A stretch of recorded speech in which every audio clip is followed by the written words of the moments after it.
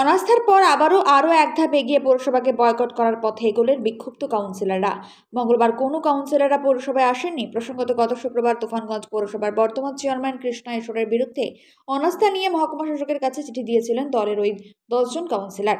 তুফানগঞ্জ পৌরসভার সূত্রে খবর, মঙ্গলবার তুফানগঞ্জ পৌরসভার কার্যনির্বাহী আধিকারিক এই কার্যালয়ের মেয়াদ শেষ হচ্ছে। মেয়াদ শেষ বৃদ্ধি না হলে প্রশাসনিক মহলে অচল অবস্থার সৃষ্টি হতে পারে বলে মনে করছে সংশ্লিষ্ট মহল।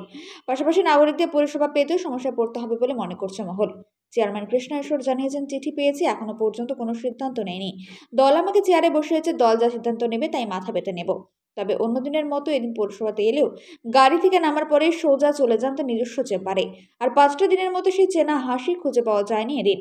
ভাইস চেয়ারম্যান বসে থাকলেন চেয়ারম্যানের পাশে। তুফানগঞ্জ পৌরসভা 2 নম্বর ওয়ার্ড কাউন্সিলর সুধাংশু শেখর সাহা জানান, যেখানে উন্নয়নের কোনো প্রস্তাব দিলে কাউন্সিলরদের প্রস্তাবের কোনো গুরুত্ব থাকে না, সেই পৌরসভায় কেন আমরা যাব? যতক্ষণ পর্যন্ত ইস্তফা দেবে না ততক্ষণ পর্যন্ত আমরা যাব না। এসে পৌঁছেছে আপনার কাছে? হ্যাঁ, আজকে এসে পৌঁছেছে।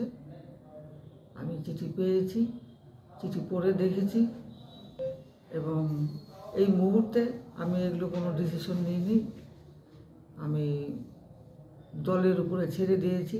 দল আমাকে চেয়ারে বসিয়েছে, দল যা বলবে আমাকে আমি তাই করব। কাউন্সিলররা বলছেন যে রিজাইন না দেওয়া পর্যন্ত পৌরসভায় আসবেন না, এ বিষয়ে কি বলবেন? না আসলে তো আমার কিছু করার নেই।